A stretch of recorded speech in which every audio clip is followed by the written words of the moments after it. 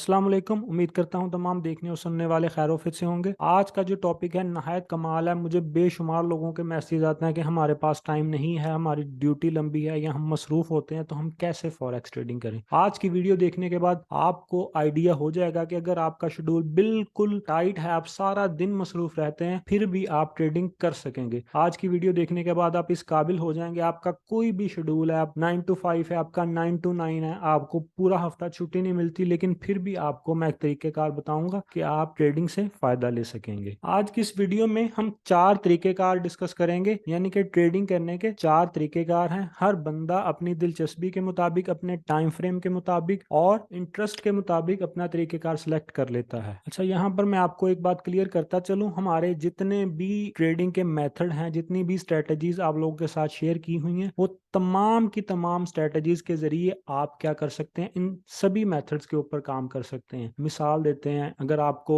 ब्रेको structure पे काम करना है, डोमिनेंट पे काम करना है, सप्लाई एंड डिमांड पे काम करना है या डाइवर्जेंस पे काम करना है मार्केट स्ट्रक्चर को देखते हुए, तो आप क्या कर सकते हैं, सिर्फ और सिर्फ टाइम फ्रेम बदलेंगे और होल्डिंग पावर बदलेंगे, आप जो है इन पे काम कर सकेंगे। सबसे पहला जो तरीकेकार है, जो सबसे ज्यादा इस्तेमाल किया जाता है, उसको बोलते हैं स्कैल्पिंग। स्कैल्पिंग में क्या किया जाता है, जो ट्रेड है उसको लेके जल्दी क्लोज कर दिया जाता है और नहायत मुख्तसर दौरानिया होता है ट्रेड का। आप इसकी जो कंप्लीट डेफिनेशन है वो भी पढ़ सकते हैं इसको स्टिल करके वीडियो को। यानी कि स्कैल्पिंग जो है ऐसा तरीके का जिसमें फौरन जो है वो ट्रेड का रिजल्ट आप लोगों को मिल जाता है। ऐसे लोग जिनके पास टाइम ज्यादा होता है या वो फ्री टाइम में खुद को मसरूफ रखने के लिए ज्यादा ट्रेड करके फायदा लेना चाहते हैं, तो वो क्या कर सकते हैं, अगर आप लोगों के पास टाइम फ्रेम ज्यादा है तो आप स्कैल्पिंग भी कर सकते हैं। अगर आपको सूट करती है, आप प्रैक्टिस करके इसका रिजल्ट निकालें। जो भी आप लोगों ने मेथड सीखना होता है, जो भी तरीकेकार करना होता है, उस पर कुछ दिन प्रैक्टिस कर लें, उसकी बैक टेस्टिंग कर लें, फिर आपको पता चल जाता है कि आपको कौन सा स्टाइल और कौन सा मेथड जो है वो सूट करेगा। स्कैल्पिंग के लिए क्या किया जाता है, M1 या M5 के चार्ट को देखा जाता है। उसके बाद इसके अंदर टारगेट जो है वो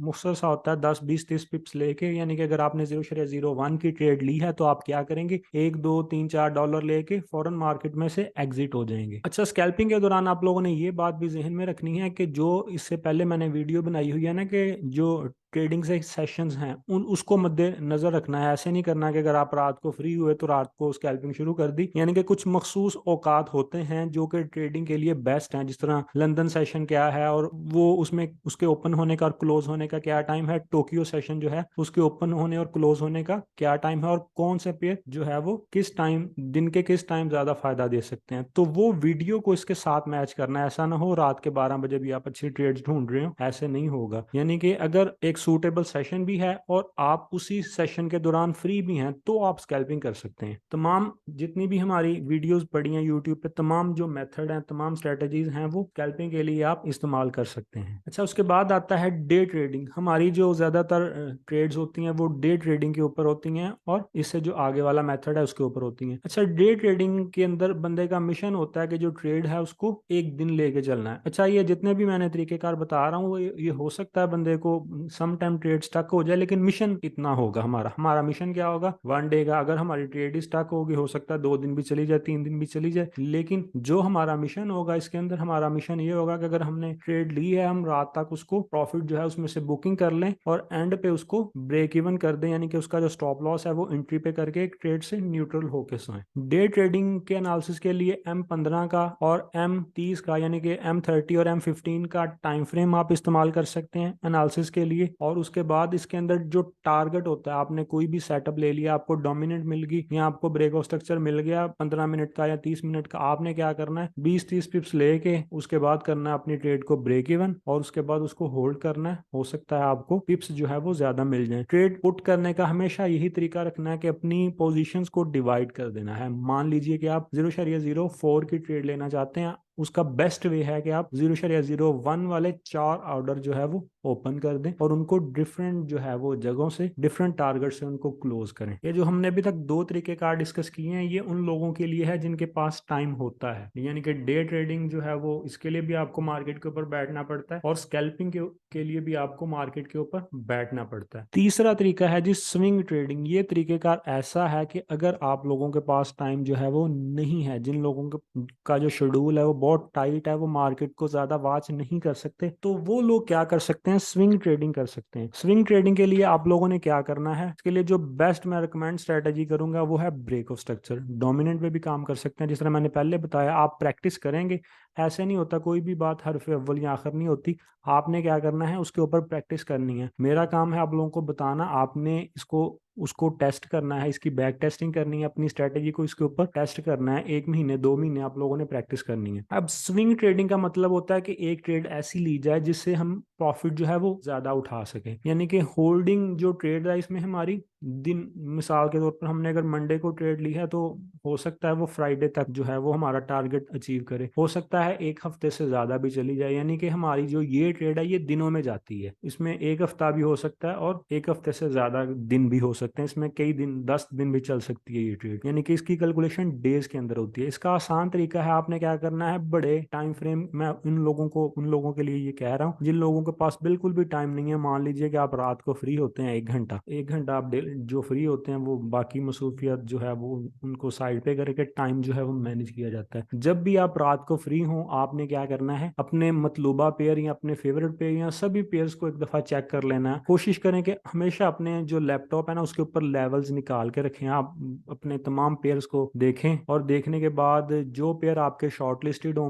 मिसाल देता हूँ, आपने मंडे को क्या किया, तमाम पेयर्स को फिल्टर लगा लिया, उसमें से 30 पेयर हैं, 30 में से आपको 10 आप लोगों के आपके सामने आ गए कि ये 10 जो है इनकी इस हफ्ते ट्रेड मिल सकती है। आपने क्या करना है, उनको देखना है, उन्होंने ब्रेक ऑफ स्ट्रक्चर किया हुआ है, ब्रेक ऑफ स्ट्रक्चर करके जो मतलूबा लेवल है आपका, आपने क्या करना है, उसके ऊपर पेंडिंग ऑर्डर छोड़ सकते हैं। स्टॉप लॉस कभी नहीं भूलना, कभी भी, और मनी मैनेजमेंट के साथ करना। मिसाल देते हैं, आपको आपको जी लगा कि जी ये यूरो जो है इसने ब्रेक ऑफ स्ट्रक्चर कर दिया है, और ब्रेक ऑफ स्ट्रक्चर करने के बाद ये वाला जो एरिया है ना इसका, ये बहुत गोल्डन एरिया है, अगर यहाँ पर बाय मिल जाए तो हमें एक अच्छी एंट्री मिल सकती है। उसके लिए आपने क्या करना है, जिस तरह मैंने इस दफा वो ब्रेक ऑफ स्ट्रक्चर का एनालिसिस भी शेयर किया था कि यूरो के अंदर जो है वो ब्रेक ऑफ स्ट्रक्चर हो गया है। अगर यूरो आप लोगों को 1.0650 पे मिल जाए तो आपको एक बहुत अच्छी एंट्री मिल सकती है। आप क्या करेंगे, वहां पर पेंडिंग ऑर्डर छोड़ देंगे। जिन लोगों को हमारी ब्रेक ऑफ स्ट्रक्चर की स्ट्रेटजी आती है उन लोगों को तो क्लियर हो गया होगा, जिन लोगों को नहीं आती वो क्या करेंगे, पहले जो है वो हमारी ब्रेक ऑफ स्ट्रक्चर की स्ट्रेटजी जो है वो सीख लेंगे। उम्मीद है जो मैं कहने की कोशिश कर रहा हूँ आप लोगों को वो समझ आ गई होगी। जो भी आपकी स्ट्रेटजी है उसको बड़े टाइम फ्रेम पे देखें, उसका अच्छा लेवल निकालें, अच्छे लेवल पे मार्केट आ जाए। हमेशा यही करना है कि मार्केट का एक अच्छा लेवल निकाल लिया जहाँ पे स्टॉप लॉस बिल्कुल छोटा होने के बराबर हो, छोटा होने के करीब हो। आपने क्या करना है, वहां पे पेंडिंग ऑर्डर लगा देना है, और साथ ही जो वो 20 30 40 पिप्स रख के अपना स्टॉप लॉस लगा देना और टीपी लगा देना। तो अगर आपने बड़े टाइम फ्रेम पे स्विंग ट्रेड ढूंढी है, आपको अच्छा बीओएस लेवल मिला, जिस तरह मैंने गोल्ड का और यूरो का शेयर किया था, गोल्ड का ट्रिगर हो गया और अच्छे प्रॉफिट में, तकरीबन 250 पिप्स प्रॉफिट में चल रहा है। यानी कि अगर एक बंदा बिल्कुल मसरूफ था, उसने गोल्ड का ब्रेक ऑफ स्ट्रक्चर लेवल निकाला मंडे को और उसके ऊपर पेंडिंग ऑर्डर छोड़ दिया, और उसने सिर्फ और सिर्फ 0.01 के साथ ट्रेड लेके छोड़ दिया, उसने कहा कि मैंने देखना ही जुमे को है, तो अब तक उसकी 0.01 वाली जो ट्रेड है वो तकरीबन $25 प्रॉफिट के अंदर चल रही होगी। सर स्विंग ट्रेडिंग के अंदर जो है एनालिसिस जो किया जाता है वो H1 H4 के ऊपर एनालिसिस किया जाता है। मिसाल देते हैं, H4 का BOS हो गया, या H4 का सप्लाई डिमांड जोन है, या H4 के अंदर डाइवर्जेंस है, या H4 के अंदर डोमिनेंट बनी है। डोमिनेंट बनने के बाद आप उसकी रिट्रेसमेंट का वेट करेंगे कि अगर यहाँ तक आ जाए जहां पर स्टॉप लॉस छोटा है तो हमारी ट्रेड बाय लिमिट या सेल लिमिट लग जाए, नहीं तो जाए मार्केट, हम कोई और अपॉर्चुनिटी देख लेंगे। तो इसमें जो टारगेट होता है, ये तो मैंने सिर्फ एवरेज निकाल लिया, आप लोगों को समझाने के तौर पर लिखा है। जब आप लोग प्रैक्टिस करेंगे आपको टाइम फ्रेम का और पिप्स का जो है वो अंदाजा हो जाएगा। तो जो स्विंग ट्रेडिंग है इसमें पिप्स ज्यादा ही लिए जाते हैं, तो मैंने 100 200 लिख दिया, 100 200 300 पिप्स का आमतौर पर मिनिमम, यानी कि यहाँ पे टारगेट होता है 100 पिप्स का। 200 300 400 पिप्स तक जो है आपको मार्केट के स्ट्रक्चर के मुताबिक ये ट्रेड फायदा दे सकती है। अच्छा, इसमें एक और बात भी मैं ऐड करता चलूं, जिस तरह कुछ लोग हैं वो इन्वेस्टमेंट करते हैं। मान लीजिए कि गोल्ड है, गोल्ड का आपने लेवल निकाल लिया, वो आगे पोजिशनल ट्रेड में आ जाता है, हम उसको ना पोजिशनल ट्रेड में ले जाते हैं। पोजिशनल ट्रेडिंग जो है इसमें क्या किया जाता है, एक ऐसी अच्छी पोजीशन जो है वो निकाल ली जाती है किसी भी करेंसी की, जो कि करेंसी ऑल टाइम लो या ऑल टाइम हाई के ऊपर हो। उसमें गोल्ड को ज्यादातर इस्तेमाल किया जाता है पोजिशनल ट्रेडिंग के अंदर। आमतौर पर जो बिग ट्रेडर्स हैं या जो बैंक्स हैं इंटरनेशनल, वो इस किस्म की ट्रेडिंग करते हैं, क्योंकि इसके लिए होल्डिंग पावर बहुत ज्यादा चाहिए। इसमें ट्रेड को पुट करके फिर कई महीनों तक, कई हफ्तों तक जो है वो देखा जाता है। इसके अंदर टारगेट बहुत ज्यादा होती है। इसकी डेफिनेशन आप लोगों के सामने है, इसको स्टिल करके आप लोग पढ़ सकते हैं। अच्छा, जो पोजिशनल ट्रेडिंग है इसको इन्वेस्टमेंट भी बोल सकते हैं। जिस तरह मैंने आप लोगों को पहले बताया कि इसी साल जो गोल्ड था वो बड़ा डाउन आया था, यानी कि कोई भी करेंसी या गोल्ड ऐसे बॉटम पे आए जो कि बहुत अच्छा बॉटम या टॉप हो, वहां पर आप क्या कर सकते हैं, पोजिशनल ट्रेडिंग का एक्सपेरिमेंट या पोजिशनल ट्रेडिंग कर सकते हैं। इसको इन्वेस्टमेंट भी कह सकते हैं इसको। इसमें आपने क्या करना है, कोई भी ऐसी करेंसी या गोल्ड हो गया, सिल्वर हो गया या नेचुरल गैस होगी, कोई भी ऐसी करेंसी या कोई भी ऐसा जो ट्रेडिंग इंस्ट्रूमेंट, कोई भी ट्रेडिंग की प्रोडक्ट आपको बहुत अच्छे या बहुत गोल्डन जगह पर मिले, ऐसे मौके मिल जाते हैं जब मार्केट जो है वो अप्स डाउन आके कोई ऐसा सेफ जोन आ जाए जहां पर आपको लगे कि यहाँ पर मैं यूरो को या पाउंड को या गोल्ड को बाय करके छोड़ दूं तो 1 साल के अंदर, 6 महीने के अंदर मुझे बहुत ज्यादा अच्छा फायदा मिल सकता है। तो अगर हम आम मार्केट में देखा जाए, जिस तरह आप लोगों ने स्मार्ट फॉरेक्स कोर्स को किया होगा, मैंने आपको बताया था कि एक बंदा गोल्ड लेता है आम मार्केट में से फायदे के लिए, तो उसको 5 लाख का कितना गोल्ड मिलना है। वही बंदा कहता है यार मैं गोल्ड ही लेके रखना है ना, फॉरेक्स में लेके रख लूं। एक मिसाल देते हैं, उस बंदे को 5 लाख का मिला 3 तोले, वो गोल्ड की कीमत होगी 20,000 तोला महंगा, तो उसको 60,000 का फायदा हुआ। वही बंदा जो फॉरेक्स जिसने सीख ली है, उसने इन्वेस्टमेंट की गोल्ड के अंदर फॉरेक्स के जरिए, तो उसको जो फायदा होगा आप सोच लें। अगर उसने, मिसाल देते हैं, एक बंदे ने $3,000 के ऊपर कोई 0.10 वाली 2 3 4 ट्रेड्स डिफरेंट एंगल से लगाई एज ए इन्वेस्टमेंट के तौर पर अच्छे मौके के ऊपर, और मार्केट वहां से उसको 500 या 1,000 पिप्स दे दे, 1,000 पिप्स की कैलकुलेशन निकालें उसको कितना फायदा होगा। तो ये फायदा है पोजिशनल ट्रेडिंग का। यानी कि ऐसा बंदा जिसके पास टाइम है ही नहीं, ऐसा बंदा जिसके पास टाइम है ही नहीं, वो चार्ट को देख ही नहीं सकता, वो चार्ट को हफ्ता हफ्ता नहीं देख सकता या सिर्फ और सिर्फ वीक में एक दफा देख सकता है, तो वो अपने तरीके से स्विंग ट्रेडिंग या पोजिशनल ट्रेडिंग कर सकता है। यानी कि अगर एक बंदा ऐसा है जिसके पास बिल्कुल ही टाइम नहीं है, वो क्या करे, चार्ट को बड़े टाइम फ्रेम पे देखे। और स्विंग ट्रेडिंग तो मेरा ख्याल है कि अगर हर बंदा चाहे मैनेज करके कर सकता है। अगर आप वीकली भी चार्ट को देखें, पेंडिंग ऑर्डर छोड़ के आप जो है वो D1 वगैरह के ऊपर, H4 के ऊपर पोजीशनें निकाल सकते हैं। ये जो जितनी भी मैंने कैलकुलेशंस लिखी हैं, ये सिर्फ और सिर्फ समझाने के लिए और आइडिया के लिए लिखी हैं। ऐसा नहीं है कि जो मैंने जितने पिप्स बताए हैं, जितने मैंने टाइम फ्रेम बताए हैं, एज इट इज ऐसे ही होगा। ये जस्ट मैंने आप लोगों को आइडिया दिया है कि ये 4 तरीकेकार हैं। इन तरीकेकार में स्कैल्पिंग में छोटा टारगेट होता है, छोटा टाइम फ्रेम होता है। उसके बाद डे ट्रेडिंग में टारगेट भी बढ़ जाता है, टाइम फ्रेम भी बढ़ जाता है। उसके बाद स्विंग ट्रेडिंग में और टारगेट बढ़ जाता है और टाइम फ्रेम और बढ़ जाता है। पोजिशनल ट्रेडिंग में तो फिर टाइम फ्रेम जो एंड है जहां तक, वो टाइम फ्रेम देखा जाता है और टारगेट बहुत ज्यादा लंबे हो जाते हैं, 2,000 3,000 5,000 पिप्स का भी टारगेट हो सकता है। तो उम्मीद है आप लोगों को जो मैं कॉन्सेप्ट समझाना चाह रहा था वो समझ आ गया होगा। यानी कि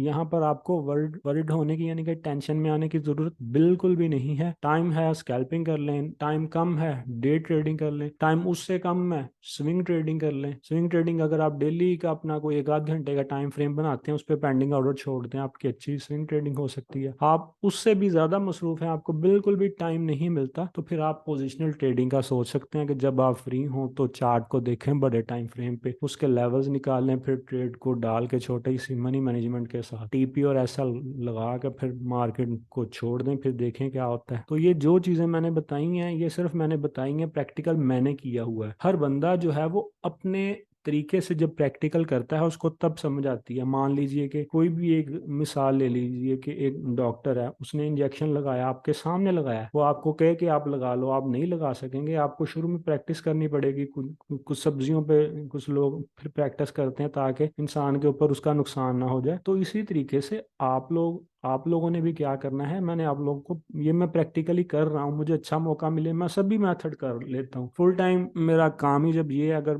स्कैल्पिंग का मूड हो, देखने को मिल रही है, वो भी कर लेता हूँ। अगर कोई अच्छी पोजीशन मिल जाती है तो वो भी कर लेता हूँ। लेकिन जिन लोगों के टाइम फ्रेम डिफरेंट है, कोई बंदा 9 to 5 कर रहा है, कोई 9 to 9 कर रहा है, कोई बंदे, कुछ लोगों को मोबाइल अलाउ ही नहीं होते, कुछ लोग दूसरे मुल्कों में गए हुए हैं, तो आप सोचें कि आप किस तरीके से, सोल्यूशन आप लोगों ने खुद निकालने हैं। दुनिया में 2 तरह के लोग होते हैं, एक कामयाब लोग, एक नाकाम लोग। जो नाकाम लोग हैं उसमें, जिस तरह इसके शुरू में नाकाम, इसके शुरू में ना आती है, एक बंदा है कामयाब, उसके शुरू में काम आता है। आप लोगों ने सोल्यूशन निकालने, कोई भी दुनिया का काम है ना, उसको करने का बहाना भी होता है, तरीका भी होता है। अगर आप लोग चाहते हैं कि आप कामयाब लोगों की लिस्ट में आए, आप जो है वो सोल्यूशन डिस्कस करें, सोल्यूशन का सोचें, अपने अंदाज से सोचें कि यार ये सोल्यूशन जो है वो निकल सकता है। क्योंकि जो नाकाम लोग हैं वो हमेशा बहाने ही, उन्होंने कहना जी अब मैं बाहर जाऊंगा, बाहर तो गर्मी बड़ी है, आज जी बाहर सर्दी बड़ी है, आज जो बारिश हो रही है। तो ये जो तीनों हैं ये बहाने हैं। गर्मी है कोई मसला नहीं, कैप लें सर के ऊपर और